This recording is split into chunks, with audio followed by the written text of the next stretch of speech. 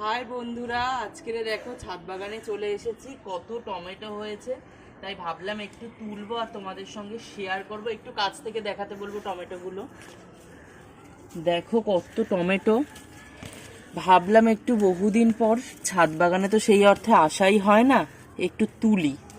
কেননা টমেটোগুলোর অবস্থা তো নিতান্তই খারাপ, সব পেকে টসটস করছে। তুলে না নিলে এবারে একেবারেই নষ্ট হয়ে যাবে, তাই জন্য আর দেরি না করে ভাবলাম যা আছে তুলে ফেলি। টমেটো হচ্ছে, একটু কাছ থেকে দেখাতে বলবো, নিয়ে এসো।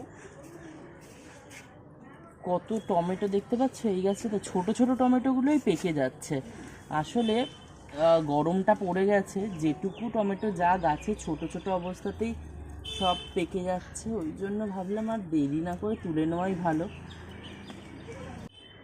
তোমাদের কার কার ছাদ বাগানে এখনো অবধি টমেটো হচ্ছে কমেন্ট করে অবশ্যই জানাও। কেননা টমেটোর সিজন চলে যাচ্ছে, এগুলো সব শীতের গাছ, কিন্তু এখনো অবধি হওয়ার একটাই কারণ হচ্ছে এই যে গাছগুলো আমি শেষের দিকে বসিয়েছিলাম। প্রথম দিকের গাছগুলো এখন মরে গেছে প্রায়, সেগুলো আর হওয়ার কোনো স্কোপ নেই।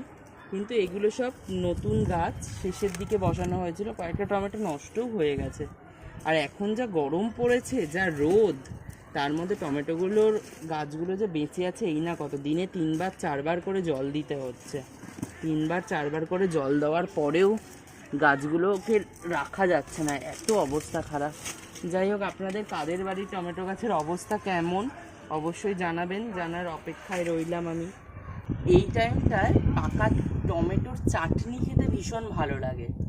আমরা প্রত্যেকেই চাটনিটা তো শেষ পাতে একটা ম্যান্ডেটারি ব্যাপার, এটা না হলে চলে না দিন।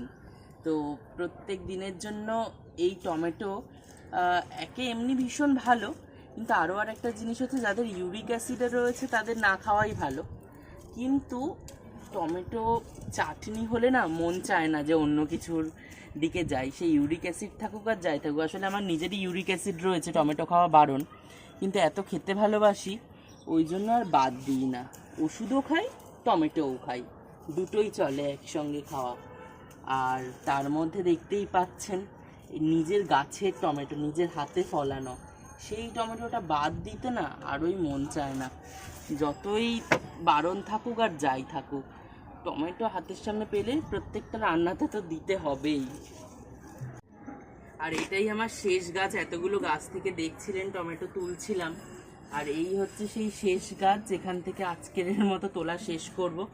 ছাদে এলে টমেটো নেওয়া মানে এক ঝুড়ির কমে টমেটো হয় না। এত গাছ ভর্তি আমার টমেটো হয়েছে, তার বলার কথা না। প্রচুর প্রচুর, মানে ভাবতে পারিনি এবছর এত ফলন দেবে আমার গাছে।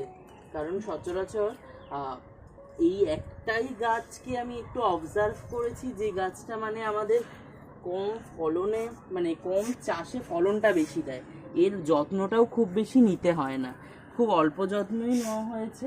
তারপরেও দেখুন আপনারা কত টমেটো, এক ঝুড়ি টমেটো তুলেছি।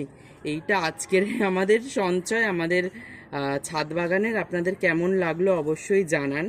ভালো লাগলে লাইক কমেন্ট শেয়ার করতে ভুলবেন না আপনারা। আর আমাদের চ্যানেলে নতুন বন্ধু হয়ে থাকলে অবশ্যই সাবস্ক্রাইব করে দেবেন। আর আমাদের ফেসবুক পেজ থেকে দেখলে আপনারা কিন্তু অতি অবশ্যই ফলো করতে ভুলবেন না। এই রকম আরও আমার নিত্যদিনের বিভিন্ন কর্মকাণ্ডের সঙ্গী হয়ে থাকতে চাইলে আমাদের সঙ্গে থাকতে হবে। তাহলে আজকের ভিডিওটা এখানেই শেষ করি, আবারও দেখা হবে অন্য কোনো ভিডিওর সঙ্গে। প্রত্যেককে টাটা।